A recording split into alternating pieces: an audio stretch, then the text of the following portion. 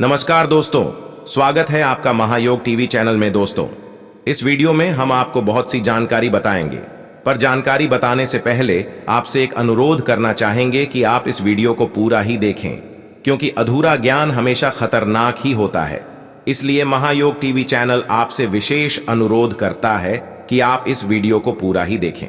चलिए जान लेते हैं। यानी कि 29 जनवरी माघ कृष्ण संकष्टी गणेश चतुर्थी के दिन अगर आप जो यह उपाय कर लेते हो तो यकीन मानिए, मैं सौगंध खाता हूं कि आप धनवान न बन जाए। तो मुझे बताना, अगर आप 29 जनवरी माघ कृष्ण संकष्टी गणेश चतुर्थी के दिन यह उपाय कर लेते हो तो आपको धनवान बनने से कोई भी नहीं रोक सकता। उससे पहले हम जान लेते हैं माघ कृष्ण संकष्टी गणेश चतुर्थी कब है और इसका शुभ मुहूर्त क्या है।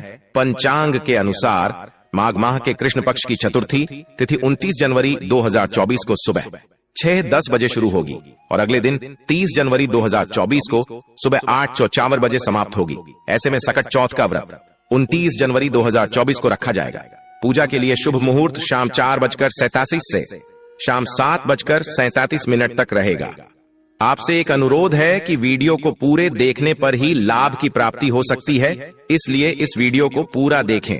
इस वीडियो में हम आपको ऐसा पेड़ बताएंगे जिन्हें छूने मात्र से आपकी गरीबी दूर हो जाएगी और घर में यह चीज लाने पर आपको मां लक्ष्मी की आप पर असीम कृपा होगी। आप 29 जनवरी माघ कृष्ण संकष्टी गणेश चतुर्थी के दिन यह चीज अपने घर में ले आते हो या फिर इन जो पेड़ में बताता हूं उन पेड़ को आप छूने मात्र से आपकी गरीबी दूर हो जाएगी। अगर ये पूरा वीडियो देख लेते हो दोस्तों, आप अपने फायदे के लिए इस वीडियो को पूरा देख लीजिए। आपका जीवन न बदल जाए तो दोस्तों मुझे बताना, माता पार्वती के पुत्र गणपति को पूरी दुनिया में प्रथम पूजनीय का दर्जा प्राप्त है।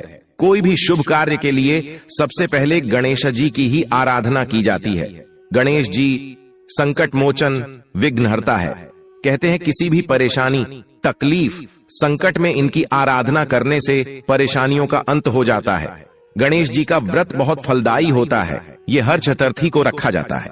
तो चलिए जानते हैं, आपको 29 जनवरी माघ कृष्ण संकष्टी गणेश चतुर्थी के दिन ऐसा कौन सा उपाय या फिर कौन सी चीज है घर में लाने से धन संपदा इतनी बढ़ जाएगी कि आप कुछ दिनों में ही धनवान बन जाओगे।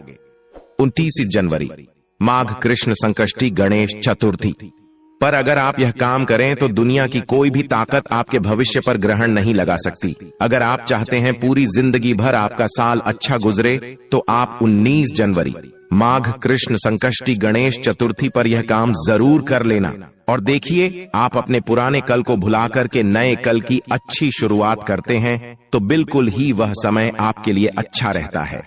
ऐसी कौन सी सामग्री है माघ कृष्ण संकष्टी गणेश चतुर्थी पर घर में खरीद कर लाने से पूरे वर्ष हमारे घर में धान का भंडार भरा रहता है और आपका पढ़ने में मन नहीं लगता है या फिर आपको नींद आने लग जाती है या फिर बीच बीच में कोई परेशानी आ जाती है या फिर आपके घर में जो छोटे छोटे बच्चे हैं जिनका पढ़ाई में मन नहीं लगता है, तो माघ संकष्टी गणेश चतुर्थी के दिन तोते का चित्र लाइए और घर की उत्तर दिशा में आप तोते की तस्वीर को बिल्कुल ही वहां पर लगा दीजिए। ऐसा माना जाता है कि उत्तर दिशा में अगर आप माघ संकष्टी गणेश चतुर्थी के दिन तोते की तस्वीर घर में लगा लेते हैं तो आपके घर में जो पढ़ने वाले बच्चे हैं उनका मन लगता है, घर में आपसी प्रेम बढ़ाने लग जाता है। सभी लोगों की जो आयु होती है वह लंबी हो जाती है, सौभाग्य की प्राप्ति होती है और तोते को दरिद्रता का नाश कहा जाता है। आपके घर में बीमारी है, दर्द देता है, अर्थात आपके घर में जो गरीबी है उसको यह नाश करने वाला कहा गया है। वास्तुशास्त्र में तोते को बहुत ही उत्तम पक्षी कहा गया है। जिस स्थान पर तोता का चित्र रखा जाता है उस स्थान पर कभी भी दरिद्रता का वास नहीं होता है। तोते की तस्वीर जरूर लाइए। और आगे बढ़ने से पहले अगर आपने हमारे चैनल को सब्सक्राइब नहीं किया है तो चैनल को सब्सक्राइब करके बेल आइकन जरूर दबा दीजिए। दोस्तों, आपसे एक बात और कहना चाहूंगा कि आप अपनी राशि को हमारे कमेंट बॉक्स में जरूर शेयर करें हमारे साथ, क्योंकि हम आपकी राशि से जुड़े कुछ ऐसे उपाय भी बताते हैं जिनसे आपको धन की प्राप्ति हो और कुछ विशेष रूप से आप पर कृपा हो।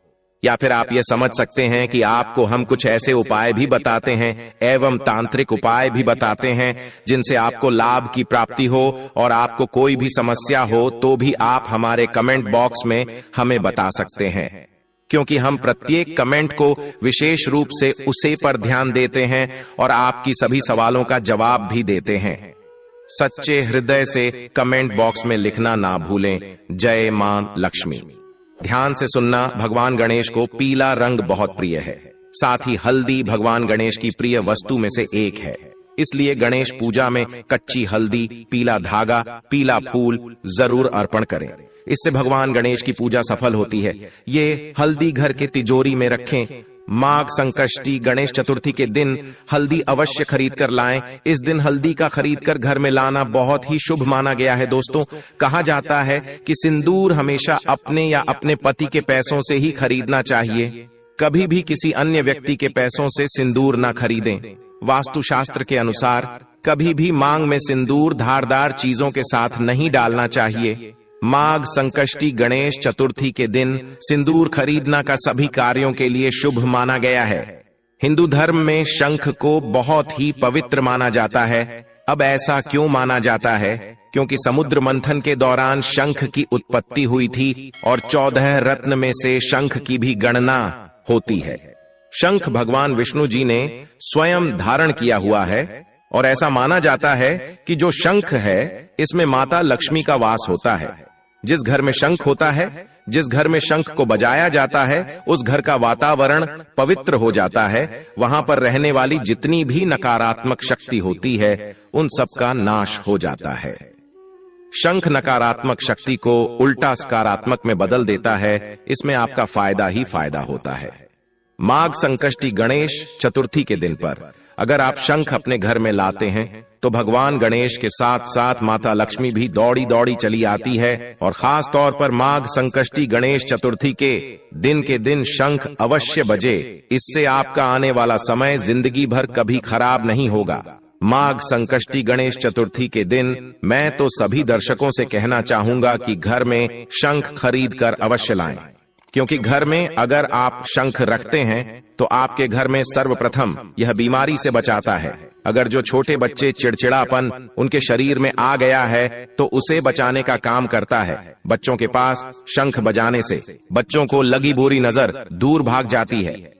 माघ संकष्टी गणेश चतुर्थी के दिन पर घर में शंख बजाना मतलब स्वयं अपने समस्त देवी देवताओं को अपने घर में आमंत्रित किया है और वह अब आपका उद्धार करेंगे और वह आपके आशीर्वाद देंगे ताकि आपका पूरा साल हमेशा खुशनुमा गुजरे।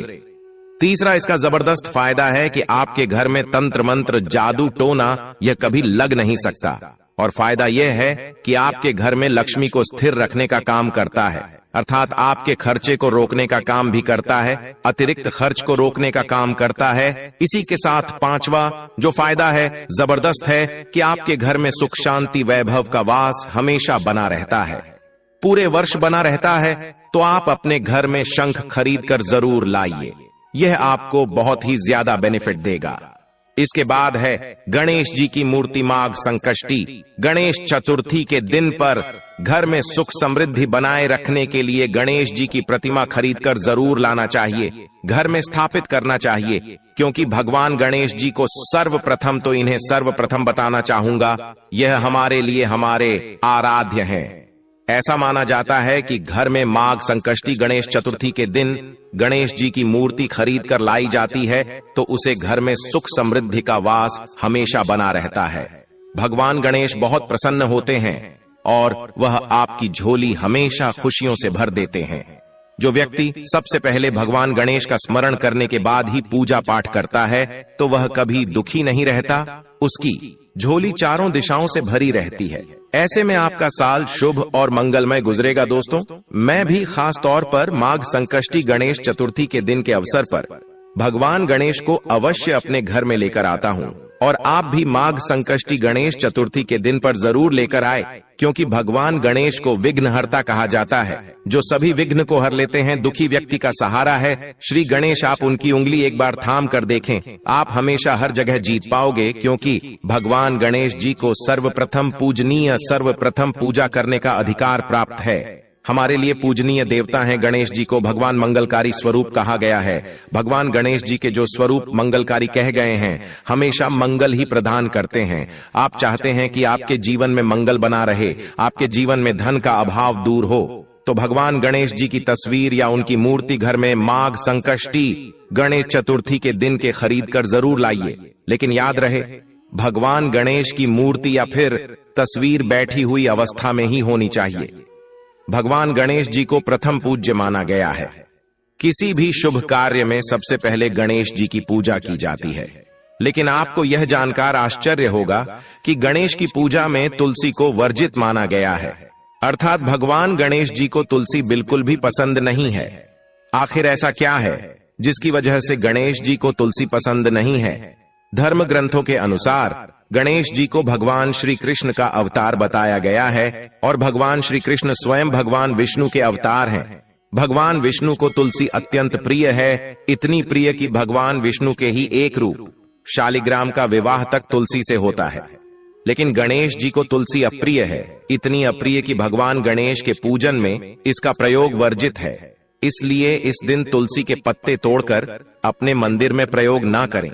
भगवान गणेश को दूर्वा चढ़ाने की परंपरा काफी पुरानी है। ऐसा माना जाता है कि विनायक को दूर्वा अत्यंत प्रिय है। 3 या 5 पत्तियों वाली दूर्वा को सबसे उत्तम माना जाता है। दूर्वा चढ़ाने से गणपति जी प्रसन्न होते हैं। 3 जनवरी माघ कृष्ण संकष्टी गणेश चतुर्थी के दिन यह छोटा सा उपाय करने से आपको मनोवांछित फल प्राप्त होता है। सकट चौथ के दिन सबसे पहले स्नान आदि करके स्वयं को पवित्र कर लें। पवित्र होकर साफ सुथरी और पवित्र जगह का चुनाव करें। उस स्थान पर गणेश की प्रतिमा स्थापित करें और गंध, अक्षत, कुमकुम, हल्दी, रोली, मोली से आदि अर्पित करें। फिर गणेश चालीसा या मंत्र का जाप करने के साथ साथ भगवान गणेश को दूर्वा फूल चढ़ाएं। भगवान गणेश की सुगंधित धूप और घी का दीपक जलाएं और फिर भगवान गणेश की आरती करें। आरती के बाद भगवान गणेश को प्रसाद के रूप में मिठाई, बेसन के लड्डू, फल और दूध चढ़ाएं। भगवान गणेश का मंत्र ओम गम गणपतये नमः का जाप 108 बार करें। करने के बाद आपकी जो भी मनोकामना है वह गणेश जी के सामने बोले। आप देखेंगे कि आपकी जो भी इच्छा है वह कुछ ही समय में पूरी हो जाएगी।